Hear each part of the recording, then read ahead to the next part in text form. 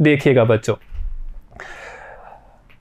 बच्चों हम किसी फलन है हमारे पास f(x) जिसका हम समाकलन करते हैं तो हमें f(x + c) ये प्राप्त होता है, और इस c की वजह से ही हम जिसको इस प्रकार के समाकलन को अनिश्चित समाकलन कहते हैं। अब हम बात करते हैं निश्चित समाकलन की। जब हम इसका x बराबर a से x बराबर b तक समाकलन करते हैं सीमा में रख करके, तो वो प्राप्त होता है निश्चित समाकलन, और उसका मान हमें अद्वितीय प्राप्त होता है, यूनिक प्राप्त होता है। देखिएगा बच्चों, हमारे पास में एक फंक्शन है f(x)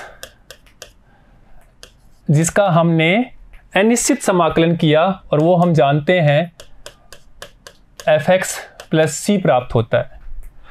अब हम इस फलन का निश्चित समाकलन करते हैं x बराबर a से x बराबर b तक की सीमा में, तो हमारे पास में f(x + c) a से b तक की सीमा में ये फलन प्राप्त होता है। देखिएगा बच्चों, अब हम पहले अपर लिमिट रखते हैं जहां पे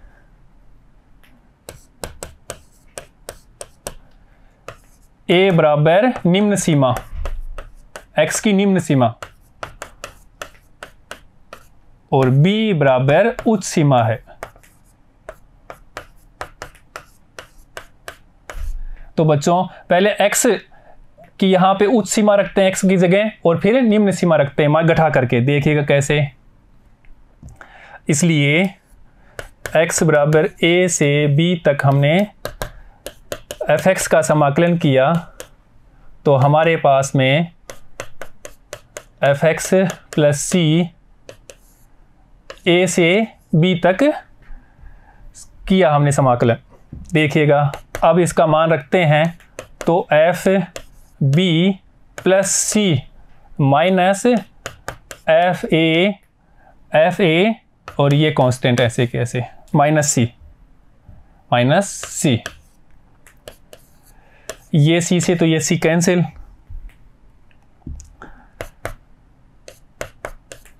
fb - fa, ये ही हमारे पास में निश्चित समाकलन कहलाता है।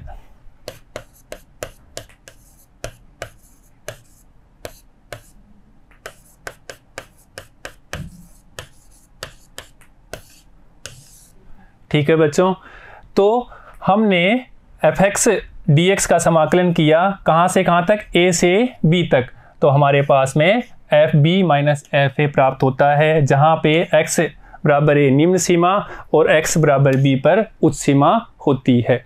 ठीक है बच्चों, देखिएगा अब हम निकालते हैं योगफल की सीमा के रूप में निश्चित समाकलन।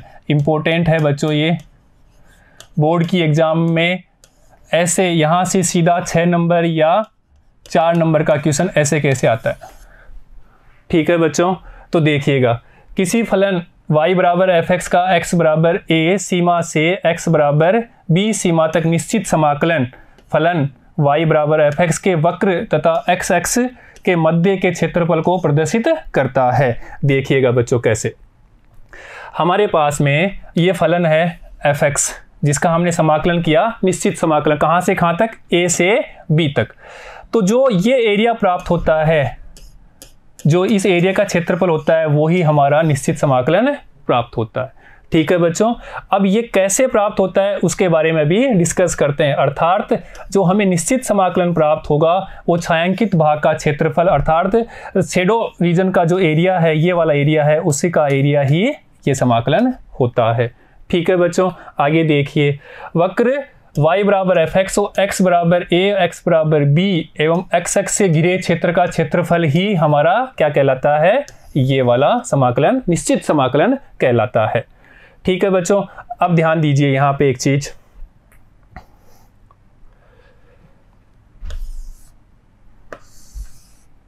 देखिएगा ये हमारा x है, ये y है, ये x डैक्स हो जाएगा, ये y डैक्स। हमने एक फलन लिया y बराबर f(x) और उसका हमने वक्र बनाया इस प्रकार का प्राप्त होता है। ये फलन है y बराबर fx। और ध्यान दीजिए बच्चों, ये किस प्रकार का फलन है। ये हमारे पास में एक सतत मान है, सतत फलन है a और b से fx।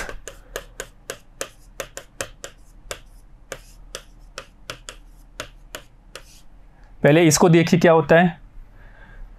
इसको बोलते हैं बंद इंटरवल, बंद अंतराल, क्लोज इंटरवल। देखो बच्चों, ये ध्यान दीजिए, एक रेखा है, यहाँ पे A है पॉइंट और यहाँ पे B।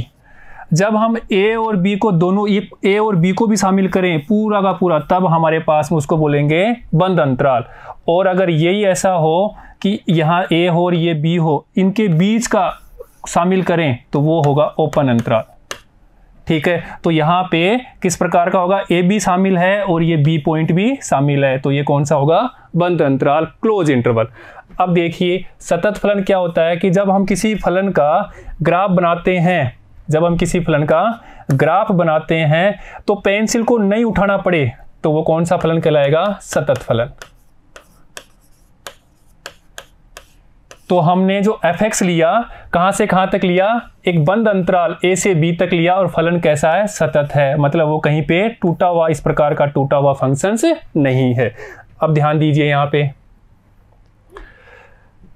अब देखिए x बराबर a, तो हम यहां x बराबर a से x बराबर b तक, x बराबर a से x बराबर b तक फलन का समाकलन करते हैं, तो ये वाला एरिया क्या कहलाएगा, समाकलन a से b fx dx बराबर fb माइनस fa, ये कहलाएगा हमें छायांकित भाग का क्षेत्रफल।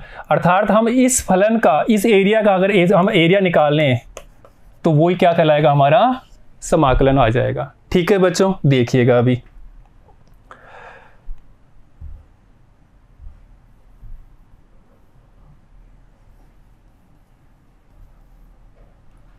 अब ध्यान दीजिएगा, ये हमारे पास में दूरी है x बराबर a है और यहाँ से यहाँ तक की दूरी b है, तो ये a, इसको ले लेते हैं a, ये b और ये हो जाएगा यहाँ से छोटे छोटे। अब क्या करते हैं, इसके छोटे छोटे भाग ले लेते हैं, ऐसे हम छोटे छोटे भाग तोड़ लेते हैं इसको।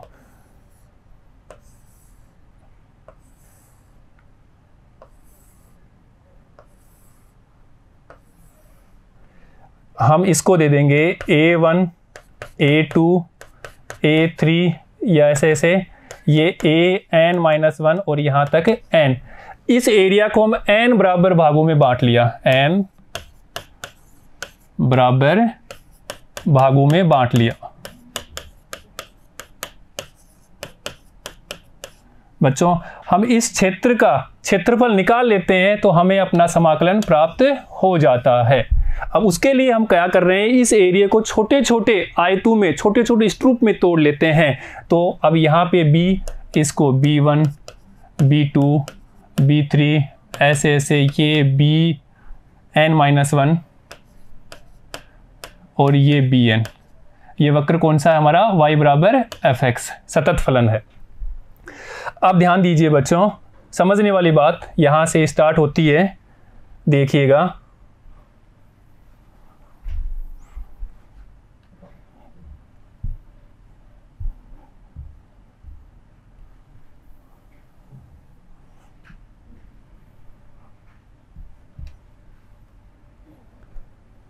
अब ध्यान दो, हमें a और an का दूरी निकालनी हो, a से an की दूरी, तो यहाँ से यहाँ तक की b और ये घटा देंगे तो क्या प्राप्त हो जाएगी हमें, a से an तक की दूरी, अर्थात क्या हो जाएगा। अच्छा यहाँ देखिए, प्रत्येक स्ट्रिप की जो चौड़ाई है हम उसको h लेते हैं,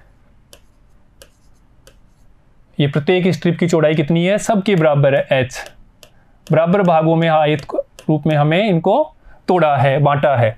ठीक है, अब ध्यान दीजिए, तो यहां से क्या प्राप्त होगा, OAN से OA तक की दूरी, तो हमें क्या प्राप्त होगी, A से लेकर के AN तक की दूरी। और a n is equal to b minus a. ठीक है बच्चों, अब देखो ए से ए एन को हम बराबर कितने भागों में तोड़ा है, एन बराबर भागों में तोड़ा है। इनको कितने भागों में तोड़ा है, एन। तो ये सारे एच एच एच एन तक तोड़ा है। तो देखिएगा हम यहाँ से लिख सकते हैं एच प्लस एच ऐसे ऐसे एन तक। ठीक है, और ये है यहाँ पे b माइनस ए। ये कब है, जब हम n बराबर भागों में तोड़ रहे हैं और छोटे छोटे टुकड़े कर रहे हैं, बिल्कुल छोटे छोटे स्ट्रिप तोड़ रहे हैं। वो हर एक स्ट्रिप की आकृति कैसी है, आयताकार है। देखिएगा अभी,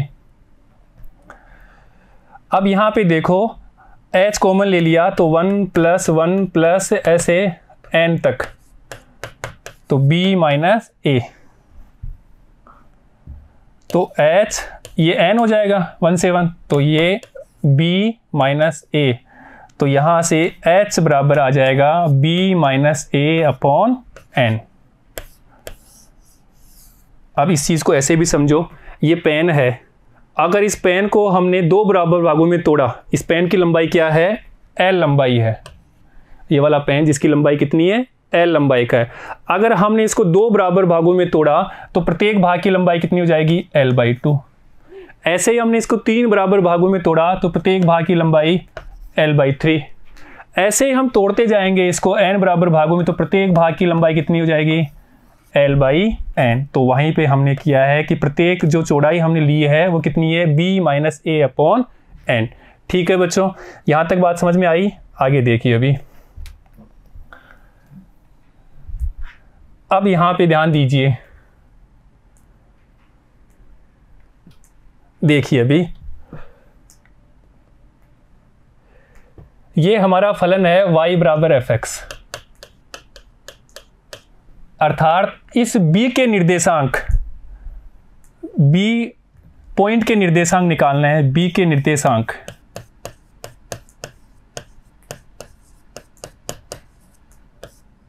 देखिएगा बच्चों, तो यहां से यहां तक तो x बराबर a हो गया, ये a।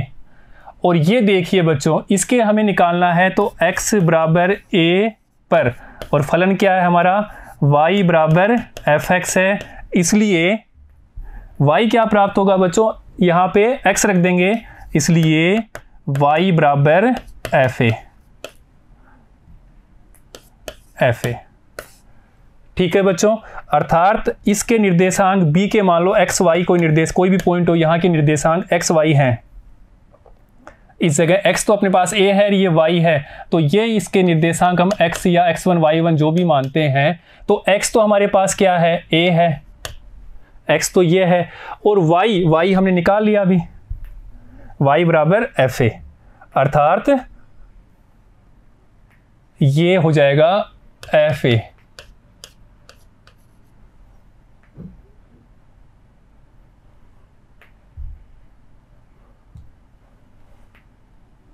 fa, तो ये xx हो गया और ये इसकी fa हो जाएगी लंबाई। ठीक है बच्चों, ऐसे ही हम यहां से देखो, अभी ऐसे लिख सकते हैं इसको,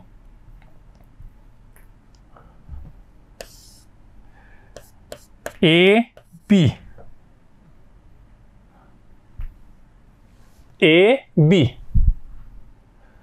तो a b हमें मिला fa। ऐसे ही हम निकालेंगे a1 b1, वो मिलेगा हमें fa प्लस h। क्यों, क्योंकि यहां से h हो जाएगा तो f a प्लस h, और वो देगा तो f a प्लस h, तो y हो जाएगा, या इसकी ये लंबाई कितनी हो जाएगी, f a प्लस h। ऐसे ही हम a2 b2 निकालेंगे तो f a प्लस 2h।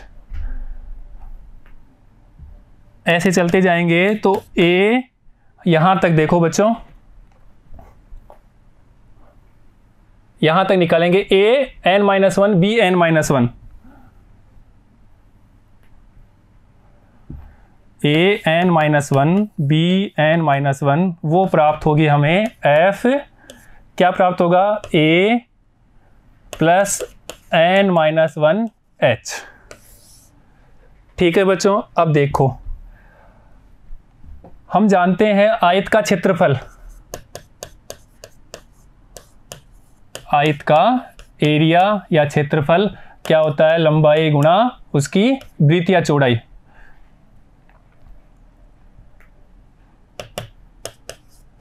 लंबाई गुणा चौड़ाई या ऊंचाई, जो भी।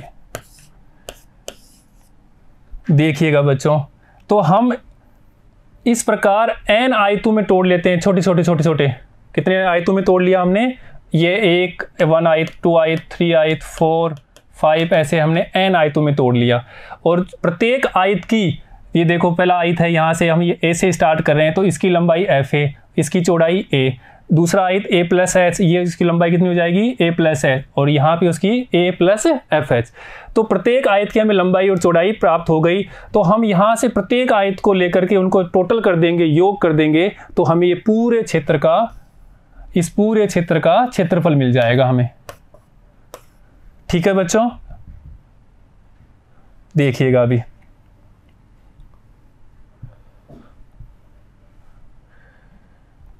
इसलिए छायांकित भाग का क्षेत्रफल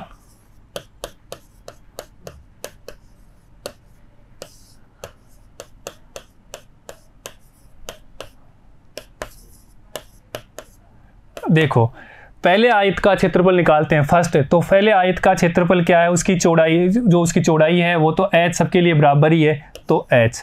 फिर उसकी ये निकाली थी हमने, ए बी एफ ए निकाला था। ठीक है बच्चों, ए बी एफ ए, ये रहा ए बी एफ ए, तो ये हो जाएगा एफ ए यहाँ वाले से।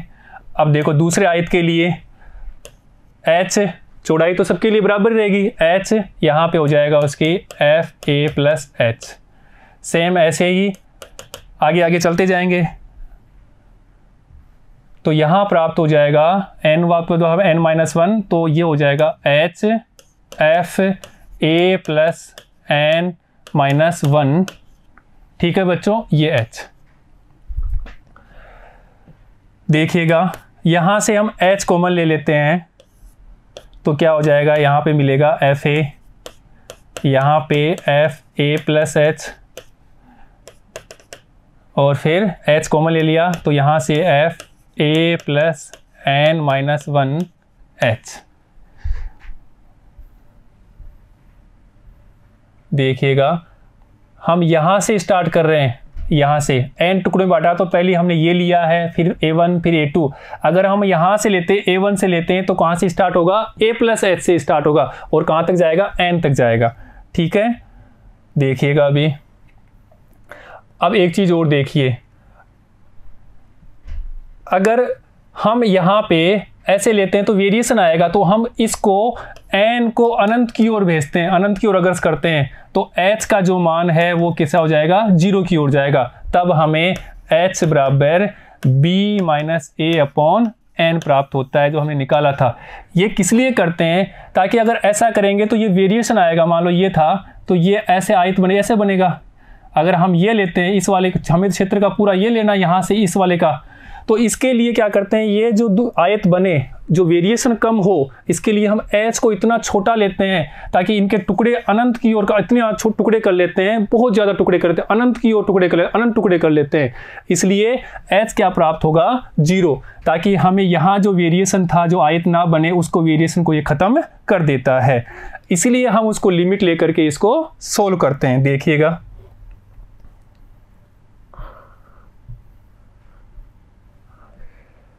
इसलिए ये एरिया, जिसको हम लिख सकते हैं a से b F x D x, बराबर हो जाएगा, लिमिट ले लेंगे, लिमिट s टेंड्स टू 0 कब है, जब n अनंत की ओर हो, अग्रसर हो। अर्थात यहाँ पे क्या होगा, फिर ये h, देखिएगा F a plus F a plus H plus F a plus n-1 h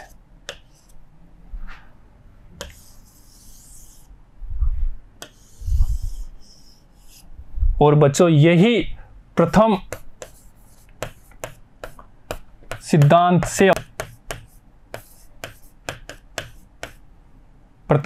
से समाकलन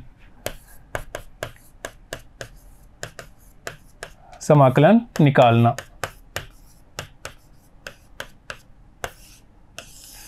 अर्थात समाकलन के क्वेश्चन को सीमा के द्वारा सोल्व करना ही क्या कहलाता है, प्रथम सिद्धांत से समाकलन, और जिसको हम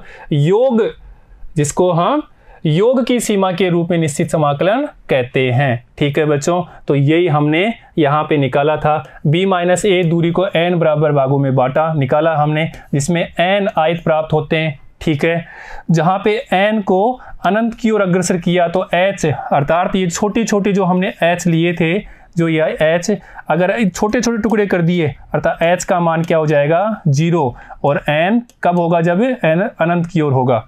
ठीक है बच्चों, तब हमारे पास में क्या प्राप्त होगा, b minus a upon n equal to h, उसकी चौड़ाई प्राप्त होगी।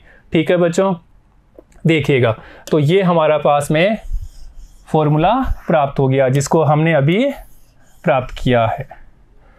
a से b तक हमें समाकलन करना है f(x) dx का, तो लिमिट निकाली है h टेंड्स टू 0, कब होगा, जब n अनंत की ओर हो, तो h f a plus h f a plus h f a plus 2h ऐसे होगा। ठीक है बच्चों, नेक्स्ट देखिए अभी।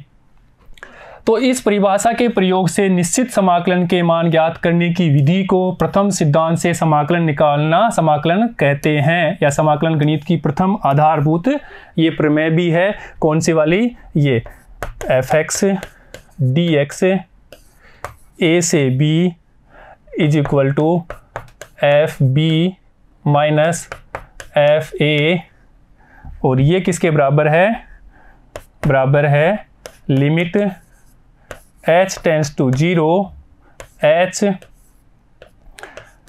F a plus h plus s dash, कहाँ तक जाएगा, f a plus n minus 1 h तक। ठीक है बच्चों, तो यही हमारा क्या कहलाता है, प्रथम सिद्धांत से। तो इस प्रकार से हमें लिमिट के क्वेश्चंस को, अर्थात समाकलन के क्वेश्चंस को लिमिट के माध्यम से सोल्व करते हैं। तो यहाँ पे बोर्ड की एग्जाम में यहाँ से क्वेश्चन आता है, बोलता है कि प्रथम सिद्धांत से क्वेश्चन को सोल्व करें, तो पूरा ये मेथड लगा करके हमें सोल्व करना है। ठीक है बच्चों, ध्यान दीजिए। ठीक है बच्चों, तो हम एक उदाहरण की सहायता से प्रथम सिद्धांत से समाकलन निकालना सीखते हैं। इससे पहले हम कुछ उदाहरण देखते हैं जो कि हमें प्रथम सिद्धांत में काम में आने वाले हैं। देखिएगा बच्चों,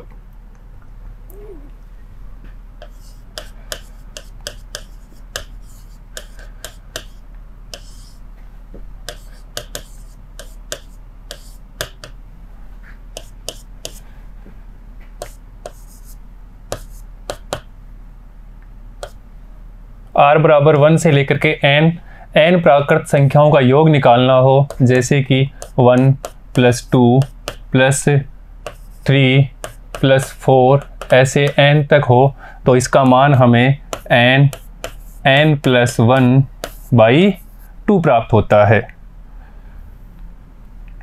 बच्चों, अगर यही 1 प्लस 2 प्लस 3 n-1 पदों तक हो, तो उसका योग होगा n की जगह लिख देंगे n-1, तो n-1/2 प्राप्त होगा। ठीक है बच्चों, आगे देखिए। योग निकालना हमें r बराबर 1 से लेकर के n और r स्क्वायर का, अर्थात 1 का स्क्वायर, 2 का स्क्वायर, 3 का स्क्वायर, ऐसे n स्क्वायर तक n प्राकृत संख्याओं का वर्ग का योग निकालना हो, तो वो प्राप्त होता है n प्लस 1 2n प्लस 1/6। ठीक है बच्चों, और देखिए, अगर ये ही 1 का स्क्वायर, 2 का स्क्वायर प्लस 3 का स्क्वायर ऐसे n-1 पदों तक हो, उसका योग निकालना हो, तो बच्चों n की जगह क्या करेंगे n-1, तो प्राप्त होगा n n-1 2n-1 अपॉन 6। और देखिए बच्चों,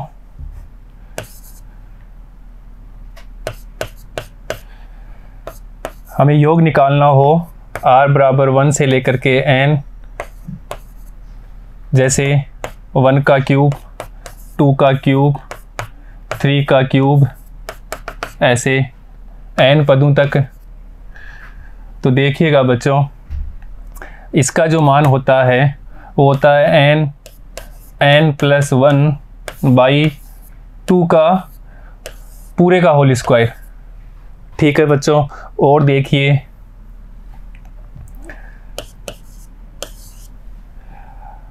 a + d a + 2d a + 3d ऐसे a + n-1d समांतर श्रेणी के n पदों का योग निकालना हो तो देखिएगा बच्चों, वो होता है n/2 2a + n-1d। ठीक है बच्चों, ये फॉर्मूले जब हम प्रथम सिद्धांत से समाकलन निकालेंगे वहाँ पे ये फॉर्मूले हमें काम में आएंगे। आगे देखिए बच्चों, a + ar + ar² क्यूब ऐसे arn तक हो, कौन सी श्रेणी है? गुणोत्तर श्रेणी है। अगर इनके पदों का योग निकालना हो तो देखिएगा बच्चों, a r⁻n-1 अपॉन r-1, जहाँ r ≠ 1 होना चाहिए। ठीक है बच्चों, तो ये फॉर्मूले हमें काम में आएंगे, इनको हमें याद रखना है। तो अब करते हैं अपना उदाहरण। देखिएगा बच्चों, फंक्शंस है हमारे पास में 1 से 2, निश्चित समाकलन निकालना है कहाँ से कहाँ तक? x बराबर 1 से x बराबर 2 तक। फलन है हमारा x dx। ठीक है बच्चों, अच्छी तरह समझ लीजिएगा, क्वेश्चन यहीं से आता है कैसे हम प्रथम सिद्धांत से समाकलन निकालते हैं या योगफल की सीमा के रूप में इस फलन का मान निकालना हो। तो देखो यहाँ पे हमारा फंक्शंस क्या है?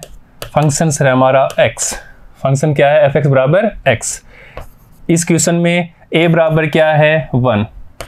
b बराबर क्या है बच्चों? 2। आगे देखिए, इसलिए h बराबर b - a/n यही होता है, जहाँ पे h टेंस टू 0 कब होगा? जब n टेंस टू इन्फिनिटी। तो देखिएगा बच्चों, b क्या है? 2 - 1/n = 1/n। तो यहाँ से nh की वैल्यू किसके बराबर हो गई? 1 के बराबर हो गई। ठीक है बच्चों, अभी देखिए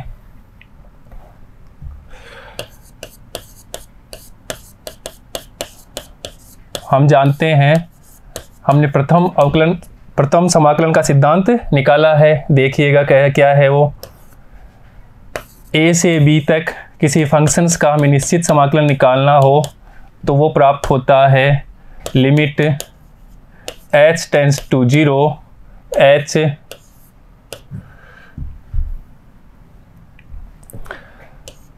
fa plus fa plus h plus fa plus n-1 h। ठीक है बच्चों, ये हम जानते हैं प्रथम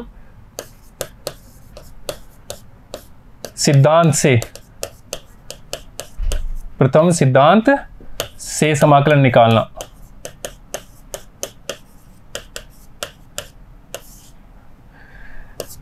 जिसको हम योगफल के रूप में भी समाकलन का मान निकालना कहते हैं, योगफल की सीमा के रूप में भी समाकलन का मान निकालना कहते हैं।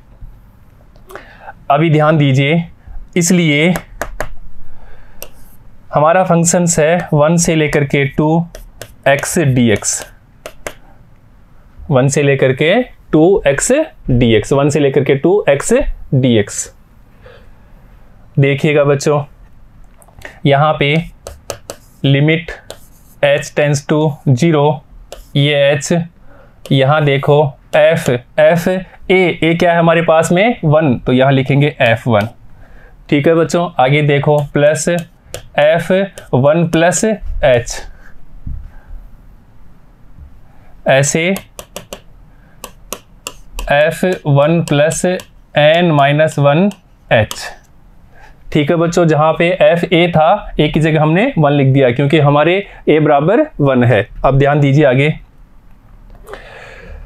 अब हमारा फंक्शंस क्या है, फंक्शंस है f(x) बराबर x, तो यहाँ पे f1 रखेंगे तो क्या होगा 1 होगा। ऐसे ही f1 प्लस h रखेंगे तो क्या प्राप्त होगा हमें 1 plus h। f2 plus h रखेंगे 1 plus h, f1 plus 2h, 1 plus 2h, f1 plus 2h ऐसे चलता जाएगा, तो यहाँ से हमें मिलेगा 1 प्लस 2h। ठीक है बच्चों, तो ये मान रख देते हैं यहाँ पे, देखिएगा। इसलिए limit h tends to 0 h f1 क्या होगा 1 प्लस f1 प्लस h, इसका क्या मान प्राप्त होगा 1 प्लस h। ऐसे ही 1 प्लस 2h, बच्चों ये कहाँ तक जाएगा 1 प्लस n माइनस 1h तक। ठीक है बच्चों, आगे देखिए अभी,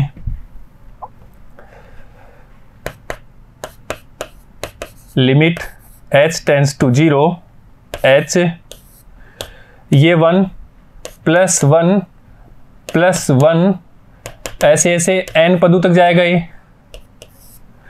अब ध्यान दो यहाँ पे, यहाँ से स्टार्ट होगा सेकंड पद से, तो h और वो भी कॉमन ले ले तो h 2h, तो h को हम कॉमन ले ले तो यहाँ प्राप्त होगा 1 प्लस 2 प्लस 3, ऐसे ये कहाँ तक जाएगा n माइनस 1 पदों तक जाएगा। ये बच्चों ध्यान रखने वाली बात है। अभी ध्यान दीजिए यहाँ पे,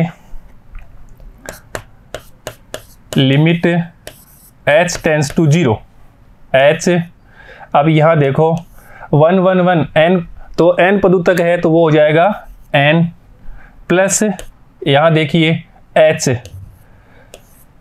1 प्लस 2 प्लस 3 प्लस 4, कहाँ तक n माइनस 1, और 1 प्लस 2 प्लस 3 n माइनस 1 पदों का योग अभी हमने निकाला था, वो लिख देते हैं यहाँ पे n माइनस 1 अपॉन 2, जो अभी हमने निकाला था। कौन सा वाला 1 प्लस 2 प्लस 3, ऐसे n माइनस 1 पदों का योग करना हो तो n माइनस 1 अपॉन 2, ये यहाँ पे पुट कर दिया। अभी देखिए बच्चों, तो limit h tends to 0 h n, यहाँ पे देखो, यहाँ पे n और n, यहाँ से भी n और यहाँ से भी n कॉमन ले लेते हैं, तो ये h और ये n स्क्वायर ले लिया। देखिए यहाँ पे, तो यहाँ से ले लिया 1 हो गया, यहाँ पे देखो 1 माइनस 1 अपॉन n, यहाँ से तो 1 अपॉन n हो गया, और ये बच्चों 2 यहाँ पे ऐसे के ऐसे। अभी देखो इस h से मल्टीप्लाई कर देते हैं, तो लिमिट h टेंस टू 0, ये हो जाएगा NH, और यहाँ देखो h स्क्वायर n स्क्वायर, तो हम लिख देंगे NH का स्क्वायर, और यहाँ पे 1 माइनस 1 अपॉन n बाई 2।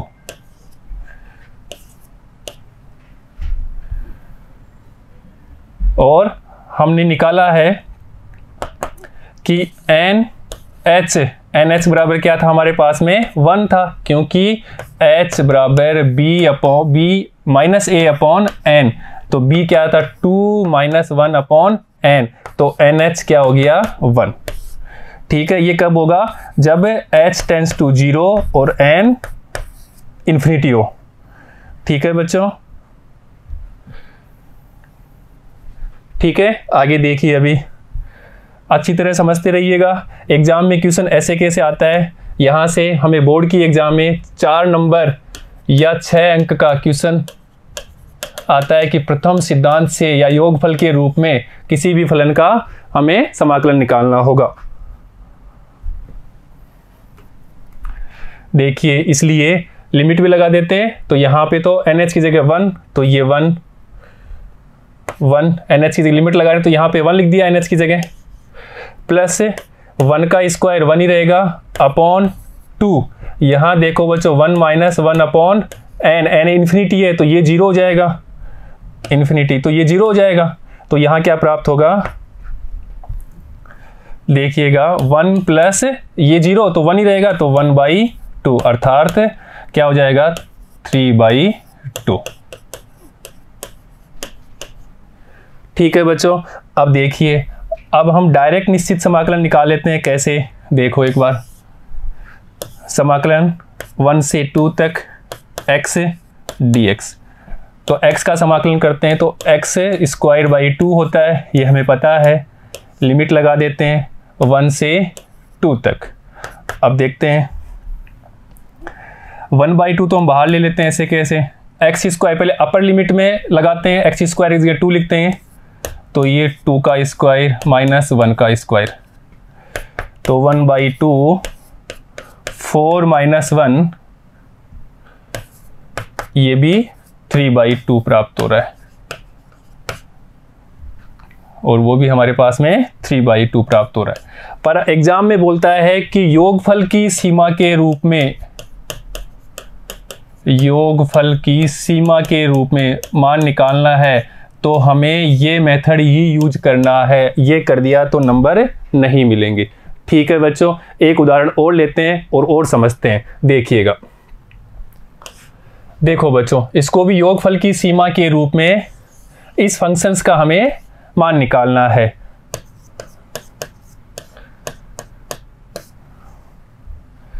या प्रथम सिद्धांत से समाकलन निकालना, एक ही बात है। तो देखो फंक्शंस क्या है हमारे पास में, 0 से 5 x प्लस 1 dx। देखिएगा बच्चों, अभी यहाँ पे इस क्वेश्चन में फंक्शंस क्या है, fx क्या है, x प्लस 1। फंक्शंस क्या है, x प्लस 1। a बराबर क्या है, a बराबर 0, b बराबर 5। इसलिए h बराबर b minus a upon n, तो b है अपने पास में 5 minus 0 upon n is equal to 5 upon n, यानी कि n h की वैल्यू हमारे पास में 5 प्राप्त हो गई। ठीक है बच्चों, अभी देखिए, हम जानते हैं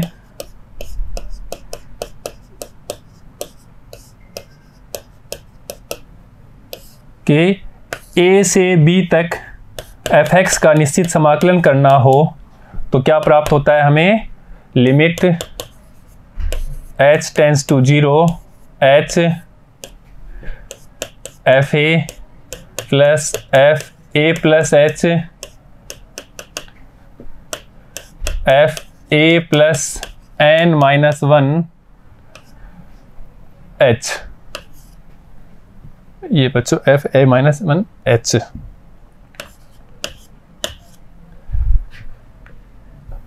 ठीक है बच्चों, अब ध्यान दीजिए, हमारा फंक्शंस क्या है, 0 से 5 तक फंक्शंस है x प्लस 1 dx। देख लीजिए, 0 से 5 x प्लस 1 dx।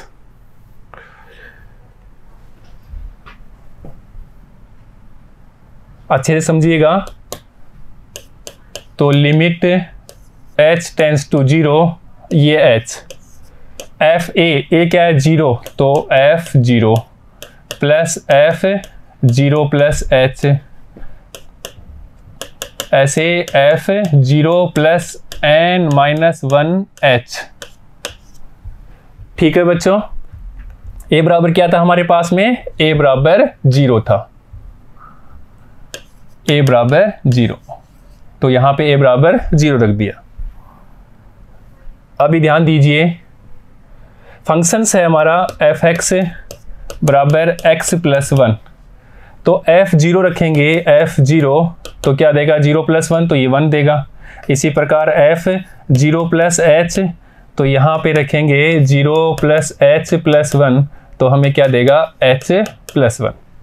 ठीक है बच्चों, ऐसे ही f 0 + 2h हो तो हमें क्या मिलेगा 2h + 1। ठीक है बच्चों, तो ये मान हम रख देते हैं। देखिएगा, इसलिए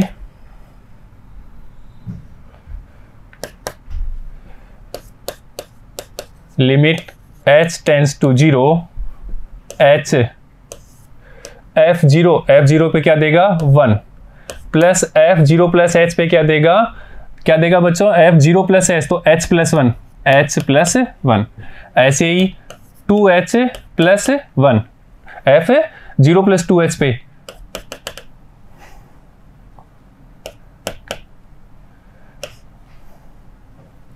और यहाँ पे n - 1 h + 1 देगा लास्ट तक। ठीक है बच्चों, अभी देखिए, अभी करते हैं इसको solve. Limit h tends to 0, ये कब है n इन्फिनिटी की ओर हो, अनंत की ओर हो। ठीक है बच्चों, तो h ये 1 1 1 1 तो 1 + 1 + 1 कहाँ तक आएगा, ये तो n तक।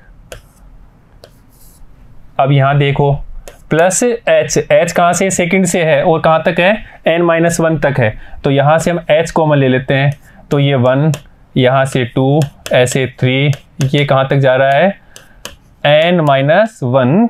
ठीक है बच्चों, h ले लिया हमने, n - 1 तक जा रहा है। अब देखिए limit h tends to 0 h 1 1 1 तो n पदों तक योग n हो जाएगा प्लस ये h यहाँ पे 1 + 2 + 3 कहाँ तक n - 1 तो ये हो जाएगा n - 1/2। ठीक है बच्चों, अब ध्यान दीजिए, limit h tends to 0 h n plus h, यहाँ से n यहाँ से भी n और यहाँ से भी n ले तो बाहर आके n², और यहाँ तो 1 और यहाँ पे 1 - 1/n और बटे में 2।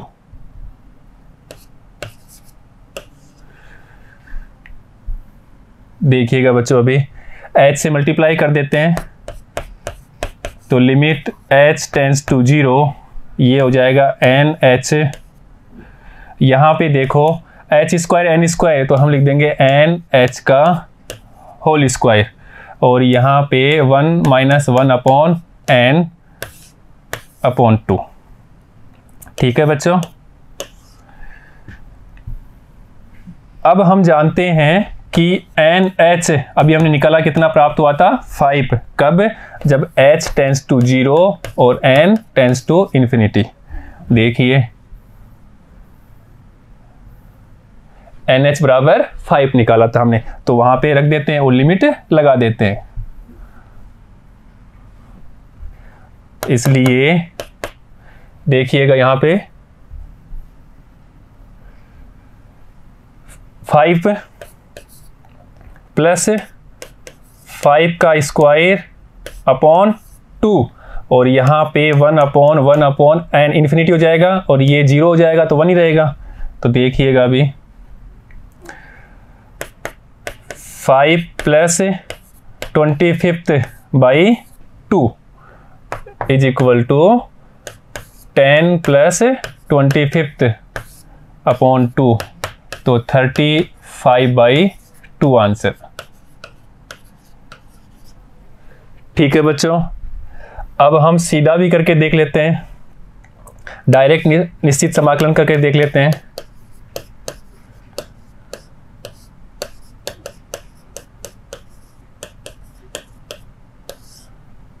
ये ओनली चेक करने के लिए, पर एग्जाम में अगर आएगा प्रथम सिद्धांत से या योगफल की सीमा से तो यही मेथड लगाना है। यहाँ ध्यान दीजिए, अभी 0 से 5x + 1 dx समाकलन करते हैं तो x का x² / 2, 1 का हो जाएगा x, लिमिट लगा देते हैं 0 से 5। पहले अपर लिमिट लगते हैं तो देखिएगा यहाँ पे पहले अपर लिमिट लगेंगे तो ये हो जाएगा 25/2 + 5, और -0 रखेंगे तो वो तो 0 + 0 0 ही होगा। देखिएगा तो ये भी अपने पास क्या हो गया 35/2, और यहाँ पे भी हमने 35/2 ही प्राप्त किया था। ठीक है बच्चों, नोट करिएगा। तो बच्चों आज हमने इस सेशन में निश्चित समाकलन के बारे में अध्ययन किया है। निश्चित समाकलन से कैसे प्रश्नों को सोल्व करते हैं उनके बारे में हमें जानकारी प्राप्त की है। बच्चों नेक्स्ट सेशन में हम उदाहरणों को लेकर के निश्चित समाकलन को और अच्छी तरह से समझने का प्रयास करेंगे। धन्यवाद बच्चों।